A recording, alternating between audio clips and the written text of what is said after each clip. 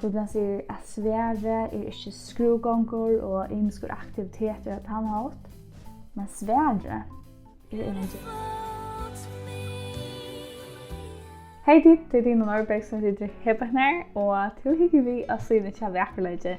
Og siden verkeløyde er en syre som vi tåser om verkeløyene Bibelene, verkeløyene evangelium, og også hvordan vi som er kristen kunne oppføre oss på en verkeren hatt og gjøre etbore og tale.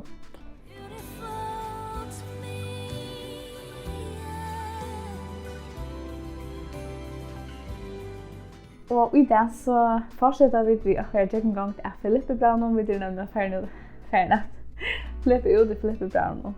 Og i det så er vi kommet til part 5 i disse røyene, så vi tar hele 5 parter som du kan hitte etter. Hvis du ikke har tår, så hikker jeg til 18.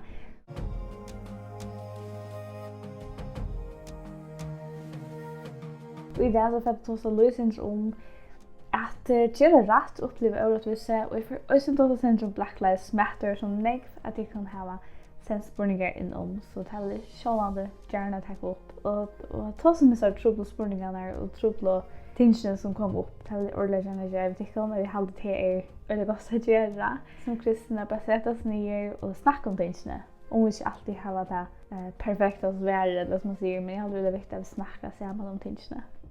Så i det så vil jeg ta seg om vers 12-18, så det er nok som jeg vers i det. Her stender, jeg vil at jeg skal vite prøver at det som har vært med 4, har vært evangelium til fremme. Du her vi er våre alle løyvaktene, og alle henne skyldet at jeg for Kristus har skuld at jeg er jo i lunchen. Og henne fleste av brøvene hava ved lunchen munnen, og i alle de herrene finner jeg en mørder ved at tale over Guds øtteleser. Hvorfor nækre som prætiker Kristus av øvund og hovedelsrøy, men det gjør det av ondvilje, heser gjør det av kærlega, vitande at jeg sett av verre evangeliet, men henne prætiker Kristus av trætetjugo. Ikke røynen hoa, men det er hoksan eller ikke trångt at træt lunchen munnen. Kvett så, Kristus vil da prætiker vår, og gosse vært han jo et øyde eller sånn. Det vi glad om, ja, og jeg skal framvis glede med. Og jeg husker bare første spillingen, var det et vers som stod ut for dere her på denne eller noen år? Kanskje det er langt å lese disse versene og ikke er, da kunne vel hende mynden ut. For hver måned der så legger jeg versene ut, som vi gjør ikke torsdag, og omframt det så gjør jeg en flotte mynd som de kunne gå i manier av telefonen, brød som bakgrunn, og print ut en gave til dere. Så vil vi tog, og de minnene kommer ut av Facebook og Instagram. Hvis du har følt vi Instagram, så har vi til å vant i beskriften av dette videoer. Så minnes til å følge vi på Instagram, og så synes jeg det synes jeg bakgrunnsarbeid om, og de får øyne høre ved at stemme om i-beskrifter og forskjellig annet, så tid har vi på en litt avvirkning av virksomhet av virkelighet.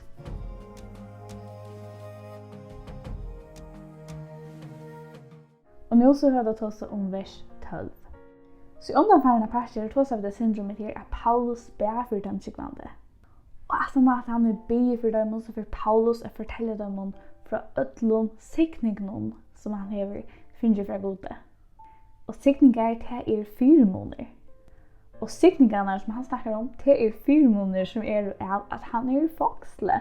Så det er ganske 4 måneder over fangsle, altså det er ringeste til å umynda dere. Paulus, han teler sine sikninger, og han teler der 4 måneder som hender honom av til at han i fangsle. Og vi kan også kalle det noe som heppne av ohappig, eller held av oheld. Så i disse versene så skriver Paulus at han vil at sine brøver Filippe, til kristne Filippe skulle vite at det som har vært honom 4, alt han med gongt inn, fangsel, rettergongt, alt det har vært evangelium til fremme, heller enn at det var en foran. Og vi går ganske heldig at nemlig at det har vært en foran, men det var det ikke. Det var til frem, at det var til framgångt for evangeliet. Og i sin Emmas bibelskolen så stender at heter underfullt døme om hvordan god vinner ønd og atlan satans og menneskjans.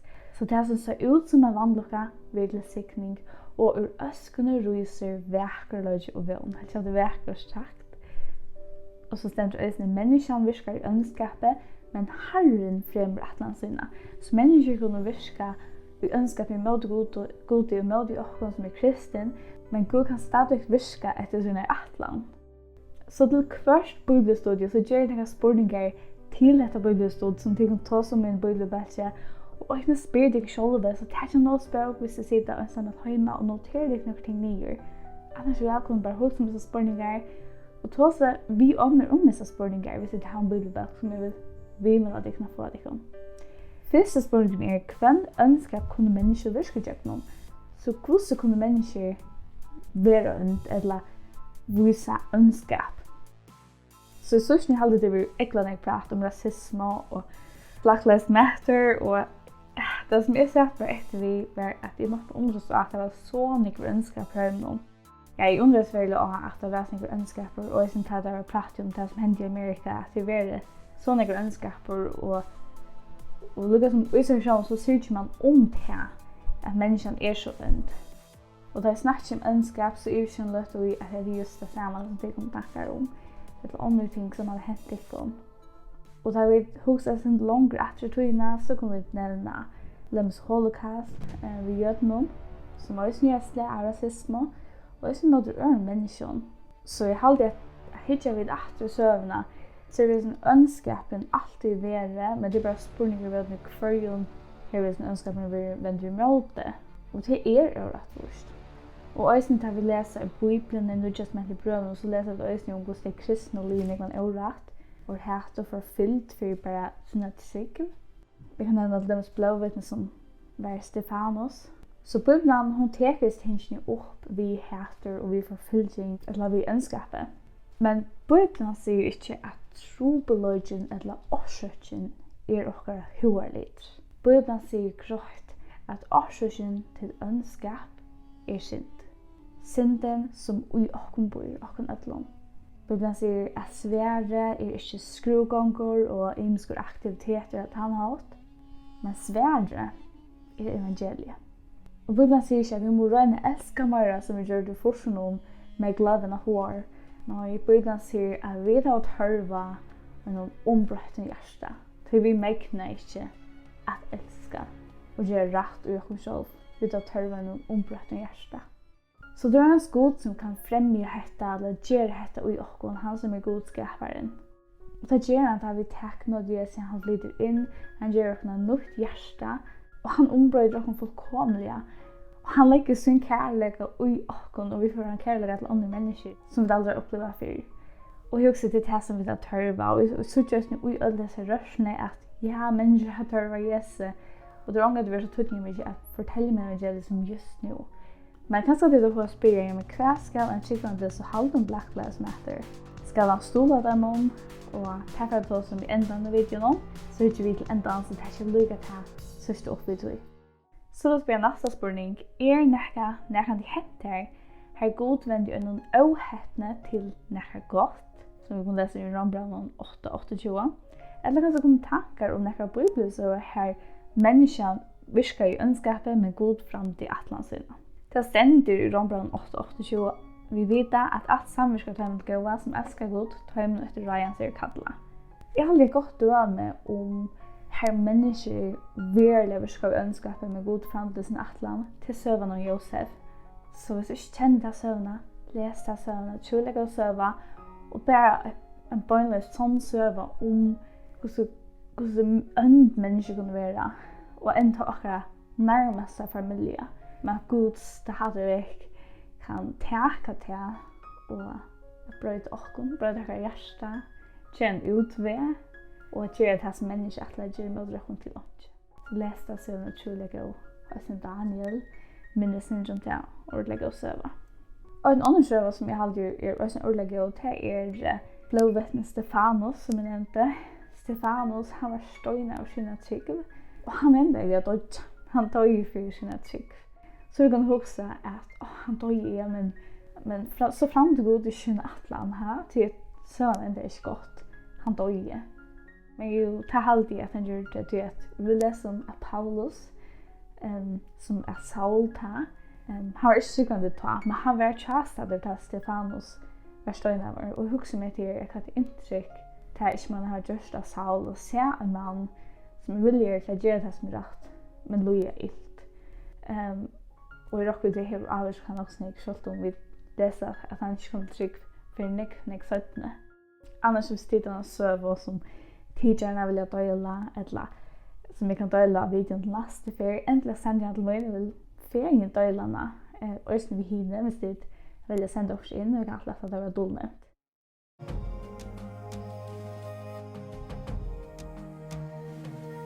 Så för det hittar jag till vers 13. I vers 13 så gröjer Paulus från att han inte det ska veta gröt att det är för Kristi skuld att han sitter i lunchen, att han är i fängsle. Och sen gröjer han från att vi är känt att orsaken han sitter i fängsle det är till att han vill Kristi efter och att han kunde göra evangeliet. Och sen till kejsarvårdene hade hört att Paulus satt i fängsle. Så det var allmän vidan i Rom och här omkring att orsaken att Paulus satt i fängsle tar inte till att han var brottsnauer, men till att han var kristen, till att han följde Kristi efter och kunde göra evangeliet. Och då stendte Emmas bibelskøyen at årene som omsett løyvakten merker ivales romverske hermenner som varde borgene her keiseren boe og alt øke. Så at han liksom sier løyvakten og til hinnen, så merker det alt de som boe her. Talet sier Paulus sier til at det som er ved om 4 til å være ørentlig vittnesbord om Jesus Kristus evangeliet. Og det stender også i Emmas bibelskøyen just lunsjene som hervalgte klinger om armfengans vissa i honom en avhörare bunden att suju hansara. Det är en annan sätt lukter till han. Och en annan som kunde se öron från löjningen vid tolvne för Kristi skuld. Och onker av hässon kom mövla den efter att gänga själv och ner och till hanta. Det är så flott kontrast till att Paulus sitter i fängsle. Han är bunden till en annan man. Och det är det som han gör det brottsmän för. Och han sitter osäker där, men han brukar höra kunde evangeliet. Och för en man som han kom där efter ska gänga ner och handa. Och vi vet att hos ner och förfyllt de kristna. Att det är så vackert och visar Gud så stor och god är. Och så fantastisk och god är att han vet i lunchen symboliskt eller strujas eller imis kan hända okon, sjuka så framvägs. Att Gud kan läta okon möta människan och vi kunde vara till vittnesbord ha. Det så vackert. Så har jeg spørninger til henne, hva er det døme har vi kunnet loja ilt for å gjøre rett? Jeg har aldrig følgen, så er det ikke alltid ganske det mest ekstrema, men vi kunne oppleve spott, vannbyring, for å gjøre det rett eller være kristen. Og typisk så er det akkurat meninger, eller hukkborer, eller ætborer som vi mest. Kanskje vi velger ikke drekke, kanskje det er at vi velger ikke ha sex og en tjonaband. Eller at vi trykker godskap i heimen. Og vi trykker ikke på evolusjon. Jeg kan så høre en spørsmål vi med hva gjør du ikke så, eller hva sier du ikke så, eller hva er til alt dette. Og det er godt døme at her vi kunne løye ilt for å gjøre rett, eller løye ilt for å gjøre vittnesbord. En annen spørsmål er, hva reaksjon har folk ta? Hvor så svære vi? Skulle vi svære noe? Ikke alltid. Nøye til å ha de beste årene, eller bare stande fast ved det som man tror. Det er aldri veldig langt i at man kanskje ikke alltid man skal si akkurat. Jesus var ikke alltid til. Han er ikke alltid de bledeste årene, og det var mer komfortabel. Så jeg klarer ikke Jesus om det han vil spørninger, hvordan han sværer. Til det gjør hun visste om hvordan vi kunne svære. Da vi var spott og etter for akkurat malbord, etbord, skikk, hva sier dette åren? Så det er det godt at vi husker, ja, men hvem vittnesbord ber hette, hvem vittnesbord ber hette. Så, hva skulle vi svære? Skulle vi tia og det? Jeg hadde vært godt bare be Gud om visdom. Hvis jeg leser om Nehemias, jeg hadde det Nehemias, så ber han på imenska mater til Gud. Og en av hans bønn er kjølbønn. Gud gjør meg svær, Gud hjelp meg. Og det er en ekkelig bønn at be i sånn omstilling, Gud gjør meg visdom. Hjelp meg, og vi tar til lyftet om at ber vi Gud om visdom, så skal han gjøre oss til.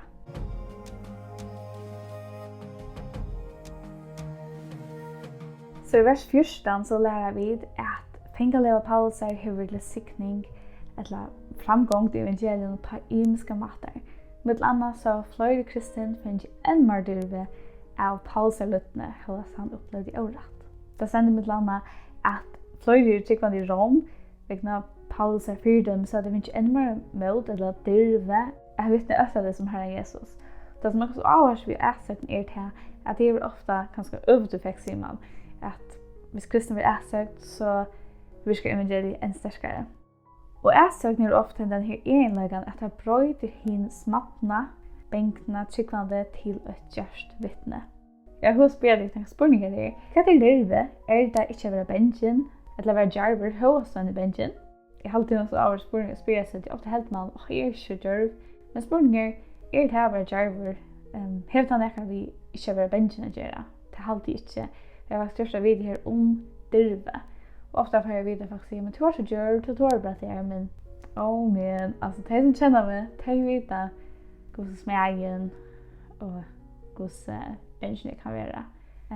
Vad andra får säga och så framvis. Så det är inte mot dirve som folk säger att jag börjar boska fram. Det är det som Kristus viskar i mig. Och det är dirve som han gör mig. Så hur ska vi vara jarv som tryckvande och vittna för öron? Hade ni huskat? Jag får nog snägga en gång utblåst från en som heter Living Water på YouTube. Eller Ray Comfort. Jag var ordentligt god bra. Och som man ofta kan fortälla för evangeliet och i röjning lust ordentligt grätt. Så jag sa att om jag kommer in i samröv att det kan då vittna sitt året där. Och ofta halvtid att det är inte stora åren som han kan säga, men det är att hårda över ärligare. Jag har drivet till över ärligare. Och så också bara spela, är jag en tionde som jag inte tyckande? Det är alltid att jag är det. Och är möjligt att du men kan god bröda det. Det är alltid. Och hade nästan så god kan vi i. Här är också en sanger som är som folk så fint en gång han är i sangbörsne. Det är väl vi kan läsa han. Och så är det en sanger som är Asleep in the Light av Keith Green. Han snackar om att det är gå så såna människor de är fortapt. Det är sinking sedan. Och han säger men kvui är vi så kallt som kristen. Jag vill inte välja att säga att han mot sannlagan. Älskar vi människor verkligen så ser vi dem sannlagan. Och att det är en här sannlagan för mig att höra allt det. Älskar verkligen och så ser dem sannlagan. Och han ber oss om att essentiellt detta upp. Att höra att vittna för människan. Till Gud kallar oss till det. Och kör vi oss med Jonas.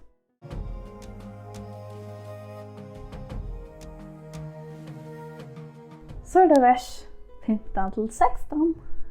Paulus snackar om några folk som vittnar för människan men tar orsakar inte röjn. Det är av övund och det är hodlustrui och det är praktika av 30 och kappingar hoa. Men så tar han också med ånder så gör det höjlun hoa. Och det vittnar om Jesus, det är inte att andra människor skulle höra om Jesus och det är inte hjälpa Paulus i att kunna evangeliet. Vad är evangeliet? Jo, det är det att vi människor fattlen vid att törv av Guds fyrtjöving. Så akkurat støva det er som en maver som finner smekkfullt av båten for hva for kjøtt. Og det er ekkelig oversamt, han ender nemlig i retten om.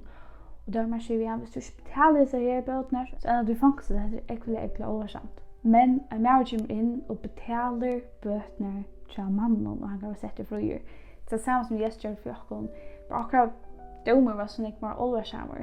Vi tar det sånne synd, vi kommer til å gjøre sånne synd at akkurat liv. Og det er som en stakk under båten som blir lagt framfor domeren og skal være dødt. Spørningen er, hvor betaler er det vid? Og vi betaler det ved en avgjørende fortapelse, eller Herren. Jesus står i krossen, så han kunne teka tungt om og si, det som vi skulle gjøre, er så ja takk Herre. Jeg ønsker takk imot her, takk for at du døg for mine synd. Jeg ønsker at vende vi for mine synd. Så vi mennesker kunne ikke bare si ja takk Jesus, og så leve som hyklere i okker egen synd. Det er ikke å vende vi, og det er ikke å virksomhet det som Jesus gjør for oss. Så det er evangeliet. Så det som Paulus grøysen fra hebøyne er at han gledes at evangeliet vil bort ut, selv om det ikke alltid er rett om årsøkken. Og det som er i evangeliet er til at selv om mennesker alltid ikke kunne gjøre det av rett om årsøkken, så er bådskapen så fantastisk og så sterk og Guds ord. Og ta ordet godt for å lyse opp, så er det så møttelig sterk, og det kan få mennesker så gjøre sin synd og vende vi fra sin synd. Tror det er ikke la tuttene mye, at vi har møtt jeg vil lese evangeliet, vi kunne gjøre det om bådskapen og versene, til om som mennesker kunne få følelse for Guds ord, ikke for det. Og heldigvis en verser som går anmelding om at hva er okkar årsøk til at tjene herren om? Er det en røgn årsøk? Er det gjør vi det for å vise oss selv fram? Er det for at en truer bøker skal ha framgang? Er det for å kappes vi ånder? Jeg har det versen som Paulus snakker om som kun gjør evangeliet av gode vilja, at vi retter hoen om det rette årsøkene om til godt døme om det som det som søgnes vik og her som kærleggen er opplyster at mennesker forteller evangeliet til de elsker andre mennesker og ikke for at dette seg selv vi høyt eller for kappes vi under til skriver årsøker.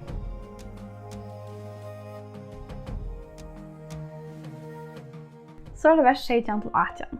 Så i sånn versen så tog seg Paulus om tveislagfalket, de som har rett motivasjon eller rett årsøk, eller forteller evangeliet av rett årsøk, og de som forteller evangeliet ikke av rett årsøk, og de seg ganske øvond, øvensjøve, kappningarhoa, egoisme og så framvis. Og samkomman i Filippe, de visste at Paulus har fortalt evangeliet røsten årsøkken, og at det var også i årsøkken at han satt i fangsel, det var det at han kunne gjøre det og varde evangeliet.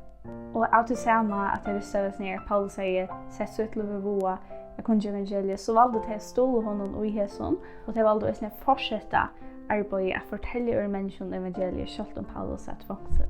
Og Paulus han ikke helt skjer at gjøres medfattelen, selv om det men prætik evangeliet vi skriver sinne leie eller skriver i årsøk. Så selv om folk prætik evangeliet av skriven årsøkken, så er han glad om at Kristus er prætiker vår, og han er glad til å få drive til ånder. Og vi kan spørre oss selv, har vi sett noen for at kunne gjøre evangeliet, og vi synes fra motgångt? Og vi kan spørre at gjør motgångt og mer atterhalden, eller mer djørv, til det kommer til å kunne gjøre fortelle evangeliet sannleggen i Bibelen. Jeg hadde også at jeg ser gjennom togene at har vi fra motgångt, så er det som vi faktisk som blir ganske mer bengen til at seg å si sannleggen, det som Bibelen sier om synd, det som Bibelen sier om evangeliet, og andre ganske få mer dyrve, og vi kan spørre godt om mer dyrve.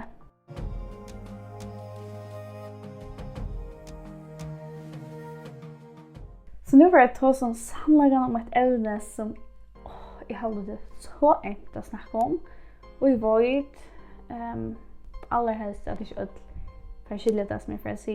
Så det gjør det kjett om, men ikke å si at jeg øtler kærlighet, og særlig til, eller faktisk til kristen, tror jeg at jeg hadde et evne som Ulla Nick kristen, når jeg tykker han jeg har spørst om, for at jeg skulle holde om Black Lives Matter. Så det er det som jeg vil snakke om nå. Og jeg skriver en tekst der, jeg nesten håper å lese den før det kom. Og da sender jeg kristne er ved liv. Jeg tenker om til vi er svørst liv av tøtning. Jo, Sjåland. Det har vært foster, en trialer, en mysker, eller en jødius som har vært alt hese liv av tøtning. En tryggende tror at livet er høylagt, givet fra gode, og en tryggende ikke, eller en kristen ikke er ved liv. Vi viser at hvert menneske har tøtning. Vi er vittner for tegnen. Så også som kristen, at vi trykker at hvert liv har tøtning, og det er ikke liv som er mer eller mindre tøtning, og landleggende tøtning, og jeg synes det som er mye kalla, større tøtning for gode. Og også med at Gud sier atter i sin året, at jeg gjør ikke mannamon, og det skulle heller ikke. Så Gud ønsker ikke at vi gjør mannamon, eller vi behandler nærkene øvelse. Så ja.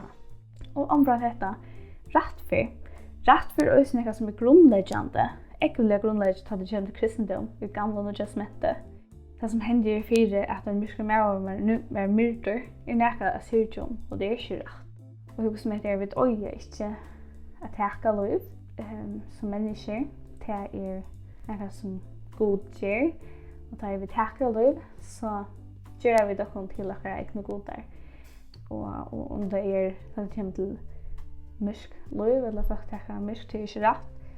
Og det er heller ikke rett til at det kommer til fostertøkker, og fra vi kunne snakke om eller det er ikke rett. Så at gjøre mannamon er ikke rett. Så ja, Black Lives Matter har rett i tog at det er ikke gjøre mannamon, og vi dør ikke at jeg lov, så det er også rett i tog. Men også som er verst å bytte merke i er at Black Lives Matter er ikke bare slagord, det er faktisk en organisasjon. Og hun har et endamål. Og tog er det ikke bare en mening, noen slagord, det er simpelthen en organisasjon som arbeider for en bestemt endamål. Og som sikkert så øver det kan etter om endamålet til høymon er et svar ved Bibelen. Er det så kan vi gå her sammen med stole Black Lives Matter, døle oppsløsje til dem så framvis. Men er det ikke, så øver det høyeste om dette er det som bor med Jesus. Så det som jeg gjør det var for å henge sinne til høymon, høyde jeg til endamålsåren og sette meg inn i det som står her på henne. Så er det 2 brott som jeg tar i ord og som jeg gjerne vil snakke om. Det er 2 brott som er i anstøv i Bibelen. Det er derfor som setter seg opp mot det gode. Så lær dere lese det sammen, og lær dere snakke om det tingene sammen. Det første er dette. Vi får leselig omsette det. Og jeg kjenner at vi forstår at vi vesterlandske og fyrskriver og kjappfamilie byggnavarkrøvene. Vi stoler for en øren som virkere familier bor i bygder. Og i samfunnet tenker seg for en øren særlig akkurat bøttene så det er mamma, foreldre og bøttene har det godt. Og tve ting som jeg på denne skal feste kommer vi til å forstyrre kjærtenfamiliene. Og henne åren øyre gjør som kristen ekkelig og rolig. Og en kjærtenfamilie er en mamma, pappa og bøtten, eller baden. Og det er ungen vesterländsk iverløsning, eller innsettan. Hette er noe som er innsett av gode. Ikke offentlige mennesker, men offentlige gode designere av oss nere. Så einhver fellesskaper som setter seg fire å forstyrre dette som er innsett av gode, han setter seg bøynes opp mot det skaperhetsens akkurat gode. Og en annen setning hvor det stevnemalen sier at vi opp alla og samkjent virkjennende nettverk, da vi samlas, så gjør vi det vi enda malen at fru oss fra stramma hotersjonen om heteronormativ hoksjon. Det vil si at det er normalt at vi tiltrekker til kine. Eller rettere sagt, tryggven at alle høymenon er hinkjent, utan at hon eller han sier annet. Jeg tror ikke at det er standard for det. Det er ikke en virkjennende samkjent, men det er møter enn hinkjente hoksjon. Det er det vanlige. At konfliktene for at vi tiltrekker kvinner. At det er det vanlige til det møter. Så som kristne så må vi spørre oss selv om det som Black Lives Matter stender for her, om det samsvarer vi den bibelske standarden som en kristne er fyllt. Sånn skulle vi som er kristen elsker samkjent. Og vi drar være gode til, vi drar være til. Men vi kunne ikke stole virkjenne eller omskylda av en ætbord som setter seg opp mot Guds året. Og det tog jeg som vi må døde sannlagen og evangeliet vi tar imot. Og vi drar gjøre det kærlige omsorgen. Så det kommer til akkurat seksualitet som kristen og hvordan det er livet. Så jeg vil spørre dere selv hvordan dere takker om avvirker dere liv og dere ætbord. Gud er designet dere, han har skapt dere og han har givet dere sitt år. Og hans ord er en vedlegg for hvordan vi er huksa og hvordan vi er livet. Om det er flere spørninger i samband med Black Lives Matter, så har vi 2 videoer som er egentlig avhåvert, og det 4 videoer er det aller beste. Her kommer om Black Lives Matter og evangeliet og fremvis, og det 17 er faktisk fra en som selv er mysker. Han er veldig interessant og synes øvrigt perspektiv på dette evne. Så jeg vil lukke vise at til begynnelsen av å lese det 4 som jeg sier i begynnelsen, at bøkene går fra at trobladjen er ikke hovedliteren, men synden som ui oppen bor. Sverre er ikke skruganger og aktiviteter. Sverre er evangeliet. Sverre er ikke elskamer som vi rønner og fortsatt om make love and not war.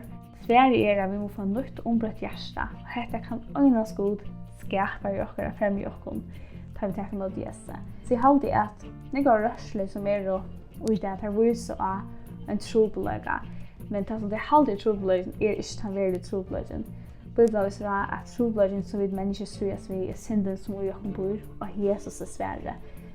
Så det er også det som vi sier mennesken. Vi sier den samlagen om hva problemet er og hva Sverige er. Vi blir for å herme gjøre styrke og nå til å si samlagen, som jeg har sagt i videoen. Og det er alltid hjertet av å komme til å sette spørninger, og også trobladspørninger. Vi har det minste som vi kan gjøre som kristen er å snakke om det. Snakke oppe sammen, etter en video eller oppe, her som det er å snakke sammen om disse tingene og hitte bøybene, granske bøybene. Da snakker jeg synes om i underførende video. Det er ikke det tydninger mye, og bøybene har svær og på alle spørninger og alle evner. Så spør jeg og løyte, og de skal få svær. Neste fer, så får jeg hitte etter versen om 1960, og så får jeg også synes om utlydningen til Paulus. Bibelen er alltid vidkommende, og det er det som er så spennende ved ganske bøybene, er at man kaver bøybene, og så setter vi merke til hvordan vidkommende hun er i akkurat døven. Og det er stålig på det at bøybene er vidkommende til alle tøyer til han som er skrivende er avgjør, han var i forstøy og fremtøy. Tusen takk for det som damer videoer og døyler det. Tusen takk for at jeg vil vite til at Jesus er flere fremganger kunne høres videoene, og annars bare bli for visjonen her og verkløyde, og at Herren skal være døy med etter jøkken og alt det. Takk for at du tok det vi, og vi ses just at neste tirsdag. Bye bye!